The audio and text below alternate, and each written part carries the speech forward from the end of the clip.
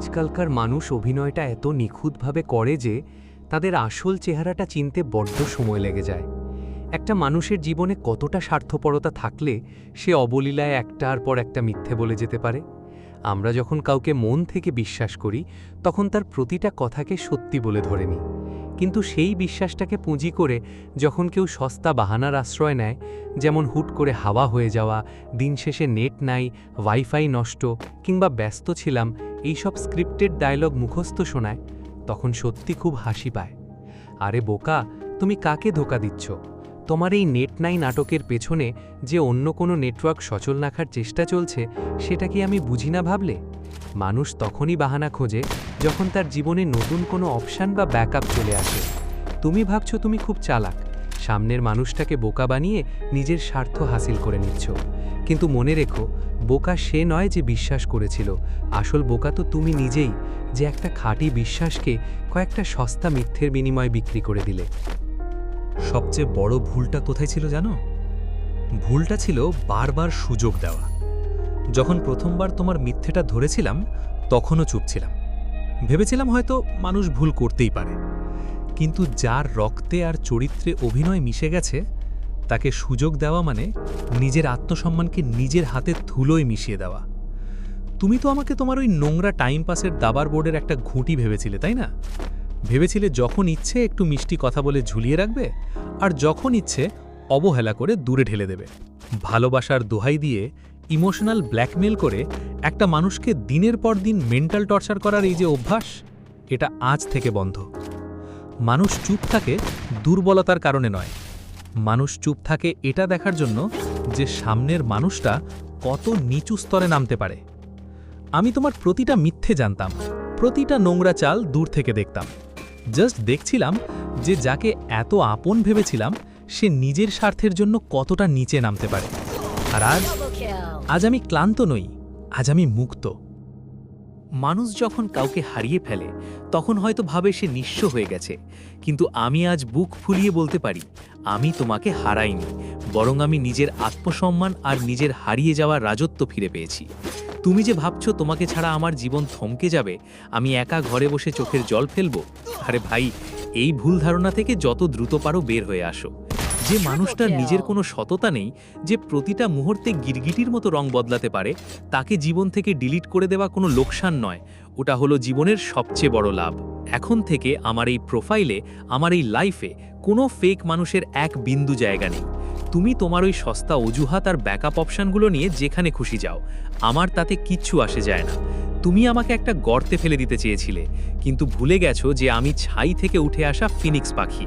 যতবার আমায় ভাঙার চেষ্টা করবে আমি ততবার আরও শক্তিশালী হয়ে ফিরে আসব। তুমি ভেবেছিলে তোমার ওই নোংরা খেলায় তুমি জিতে গেছো? তুমি ভেবেছিলে আমাকে মাঝপথে ফেলে দিয়ে তুমি হাসবে? এবার আসল সত্যিটা শুনে যাও। এই পুরো নাটকের স্ক্রিপ্ট হয়তো তোমার লেখা হতে পারে, কিন্তু এই খেলার শেষ চালটা দেওয়ার ক্ষমতা শুধু আমারই আছে। তুমি নিজেকে খুব বড় খেলোয়াড় ভাবতে পারো, কিন্তু জাস্ট একটা কথা মাথার ভেতর ঢুকিয়ে নাও, গল্পের শুরুটা যার হাতেই হোক না কেন, শেষটা কিন্তু সবসময় রাজার মতোই হয়। আর এই খেলার আসল রাজা আমি নিজেই। আজকের পর থেকে যদি কখনো মনে হয় যে আবার কোনো নতুন বাহানা নিয়ে ফিরে আসবে, তবে মনে রেখো, সৈকত সরকার অফিসিয়ালের দরজা তোমার মতো মিথ্যেবাদীদের জন্য চিরতরে বন্ধ হয়ে গেছে। নিজের নোংরা মানসিকতা নিয়ে নিজের ওই সস্তা দুনিয়াতেই সুখে থাকো, কারণ আমাদের লেভেল আর তোমার লেভেলের মধ্যে আকাশ পাতাল তফাৎ। Game over. অনেকে ভাবে চুপ থাকা মানে হেরে যাওয়া, অনেকে ভাবে প্রতিবাদ না করলে সে দুর্বল, কিন্তু তারা এটা বোঝে না যে সিংহের নীরবতা স্বীকার করার আগের প্রস্তুতি মাত্র। আমি যখন তোমার প্রতিটা মিথ্যা আর অভিনয় দেখেও হাসি মুখে চুপ ছিলাম, তুমি ভেবেছিলে তুমি আমায় অন্ধ বানিয়ে রেখেছো। আরে ভাই, অন্ধ আমি ছিলাম না, অন্ধ ছিলে তুমি, যে নিজের অহংকার আর লোভের কারণে সামনের মানুষটার নীরবতার ভাষা বুঝতে পারোনি। এখন যে দূর থেকে আমার সফলতার গ্রাফ দেখছো, আমার চ্যানেলের ভিউজ আর সাবস্ক্রাইবার দেখছো, কেমন লাগছে? বুকের ভেতর একটু আধটু জ্বালা পোড়া কি শুরু হয়েছে? হওয়াটাই স্বাভাবিক, কারণ যে মানুষটাকে তুমি সস্তা বাহানা দিয়ে পাত্তাই দিতে চাওনি, সে আজ নিজের যোগ্যতায় নিজের একটা সাম্রাজ্য তৈরি করে ফেলছে। আমার লাইফে এখন আর কোনো পেছনে তাকানোর সময় নেই। যারা একসময় অবহেলা করেছিল আজ তারা আমার মেসেজের রিপ্লাই পাওয়ার জন্য লাইনে দাঁড়িয়ে থাকে। দুনিয়াটা গোল ভাই, আজ তুমি যাকে ধোকা দিচ্ছ কাল অন্য কেউ এসে তোমাকে তার কেউ বড় ধোকা দিয়ে চলে যাবে। একেই বলে কর্মফল। তুমি যাদেরকে নতুন অপশন বা ব্যাকআপ ভেবে আমার ওপর অবহেলার পাহাড় চাপিয়ে দিয়েছিলে, একদিন দেখবে সেই অপশনগুলোই তোমাকে লাথি মেরে বের করে দিয়েছে। সেদিন বুঝবে একটা খাঁটি বিশ্বাসের মূল্য কতখানি ছিল। তবে সেই দিন আফসোস করেও কোনো লাভ হবে না, কারণ সৈকত সরকার একবার যার উপর থেকে বিশ্বাস হারিয়ে ফেলে তাকে আর নিজের লাইফে তো দূরের কথা, নিজের শত্রুর তালিকাতেও জায়গা দেয় না। এখন আর ওই নেট নাই, ওয়াইফাই নষ্ট কিংবা শরীর ভালো ছিল না, এই সব নোংরা ইমোশনাল ব্ল্যাকমেল করার নাটক আমার সামনে করতে এসো না। তোমার প্রতিটা চাল, প্রতিটা মিথ্যার মুখোশ আমি এমনভাবে টেনে ছিঁড়ে ফেলেছি যে এখন নিজের আয়নায় নিজের চেহারা দেখতেও তোমার লজ্জা হওয়া উচিত। তুমি ভেবেছিলে আমার মতো সোজা সরল ছেলেকে খুব সহজে কন্ট্রোল করা যাবে? সময় বদলে গেছে ভাই, এখন কন্ট্রোল তো দূরের কথা, আমার ছায়া ছোঁয়ার যোগ্যতাও তোমার নেই। এই 8 মিনিটের ভিডিওটা জাস্ট একটা রিমাইন্ডার। এটা কোনো কান্নাকাটি বা আফসোসের ভিডিও নয়, এটা হলো তোমার নোংরা মানসিকতার চটচট জবাব। তুমি হয়তো নিজের সীমিত বুদ্ধিতে ভেবেছিলে তুমি এই খেলার মাস্টার মাইন্ড, কিন্তু পর্দা নামার পর দেখলে খেলার বোর্ডে তুমি নিজেই একটা সস্তা ঘুঁটি ছাড়া আর কিছুই ছিলে না। তোমার চ্যাপ্টার আমার জীবন থেকে চিরতরে ক্লোজড। এখন থেকে আমি শুধুই আমার লক্ষ্যে, আমার রাজত্বে ফোকাস করব।